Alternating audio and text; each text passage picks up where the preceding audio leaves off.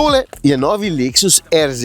Zelo fin avto, ampak tokrat celoti ene malenkosti, ki v bistvu ne zavzame niti odstotka mase ali pa volumna avtomobila, pa je tako zanimiva, da lahko naredim kar celoten prispevek na to temo. O volanu govorim, oziroma o jarmu, če poslovenim angliški izraz yoke.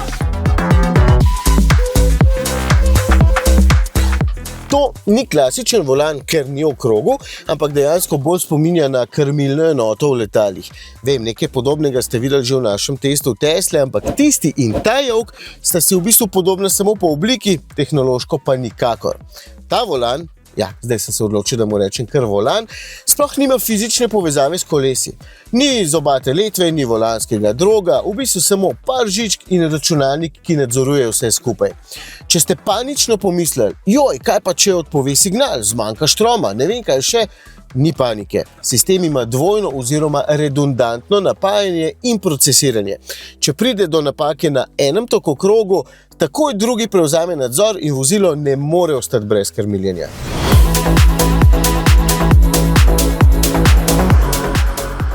Bolj zanimiva je uporaba v praksi in tukaj je seveda na mestu vprašanje, v čem je sploh fora takšne tehnologije. Veliko prednosti je, brez dvoma, pa tudi kakšna specifika. Namenoma nisem rekel slabost, ker to, da se je na uporabo treba navaditi, ni slabost, je pa specifika. In navaditi se je treba. Takole med običajno vožnjo razlik skoraj da ni. Ne boste mogli držati roke na vrhu volana, ker tukaj pač ni ničesar, ampak itak vem, da tudi vi veste, da je takšna drža zelo napačna. Ampak to je že v bistvu tema za kakšen nov prispevek. Če se vrnem, tukaj se med vožnjo lahko neštetokrat spremeni krmilno razmerje in to je lahko poljubno. Med običajno vožnjo je zato po občutku praktično enako ostalim krmiljenjem in volan obračam zelo normalno. Razlika je predvsem pri serpentinah oziroma na parkiriščih. No, tam se je pa treba navaditi na sistem, da ne boste že takoj praskali teh lepih platišč. Če ima klasičen volan med skrajno levo in skrajno desno točko dobra dva, včasih celo tri polne zavrtljaje, je tukaj obrat v eno smer mnogo manjši in sicer samo okrog 190 stopinj. Torej obrat skrajno leve do skrajno desne točke, samo en dober zavrtljaj. Zato se temu volanu tudi reče one motion grip, ker v bistvu rok nikoli ni treba preprijemati.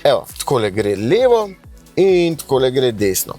Vmes računalnik seveda ves čas skrbi, da se kolesi pravilno in ustrezno premikata, predvsem pa zavijata bistveno bolj, kot bi glede na tale moj obrat pričakoval. Sicer takole na mestu lahko poskrbim, da v bistvu kolesi malo zamujata, glede na moje vrtenje volana, je malo zamika, ampak med samo vožnjo tega nikoli ne opazim in to tudi nikoli ni težava. Ne takole na parkirišču in ne na cesti.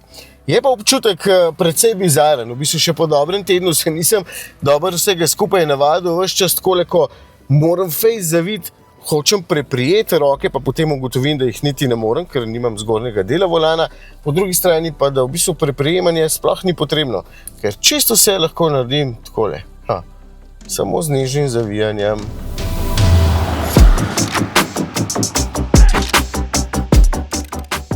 Vem, najbrž imate še kup vprašanj, zato imam že vnaprej pripravljene odgovore. Za začetek, kako je z občutkom na volanu? Tukaj lahko povem, da so inženirji zelo dobro poskrbeli za precej učinkovite povratne informacije. Da so ustrezne, najprej skrbi posebni kolesni aktuator, ki realno prebere informacije s koles, te potem prenese na volanski navorni aktuator in zato RZ lahko simulira celo vožnjo po ledu. Hočem reči, ko se boste vozili po ledu, boste to točno vedeli, tako učinkovit je sistem. Moja kaprica je, da je v 99% odličen, edino pri res hitri vožnji nekako ne zaznam meje oprijema. Večini je itak bolj pomembno udobje in tega je tukaj enostavno več. Še dve prednosti najdem, prvo je preglednost. Volan je tukaj občutno manjši, zato so merilniki lahko postavljeni nižje, pa so še vedno dobro vidni. In v bistvu je nižja lahko kar celotna armaturna plošča. Če vprašate mene, bi tale del tukaj bil lahko celo še nižji. No, druga pa je odsotnost tečnega pretresanja volana, kakršno vedno najdemo, ko se vozimo po slabih podlagah, potem ko se tresljaji s koles dejansko prenesejo tudi na volan. Tukaj niti ni prenosa navora na volan pri polnem pospeševanju, kar je v bistvu tudi super. Najbrž bo nekoč takšen sistem lahko tudi cenejši, predvsem pa zasede občutno manj prostora in odsotnost volanskega droga nedvomno pripomore tudi k varnosti v primeru trka. Če se vrnem k Tesli, ta sistem s tistim nima v bistvu čisto nič skupnega, razen oblike tega volana.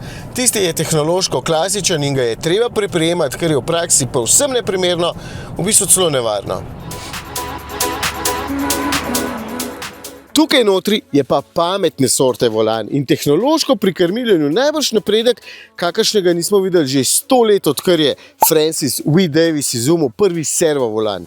In to je tudi v bistvu en korak naprej pri avtonomnih avtomobilih, ki se bodo vozili povsem sami in kjer se bo volan lahko pospravil kar nekam noter. No, pa da vas še malo pomirim. Tehnologija brake-by-wire je danes v avtomobilih kar precej prisotna, pa se nihče več ne obremenjuje nad tem, da med vašo stopalko in zavorami ni fizične povezave. Zato se v bistvu tudi tukaj ni treba.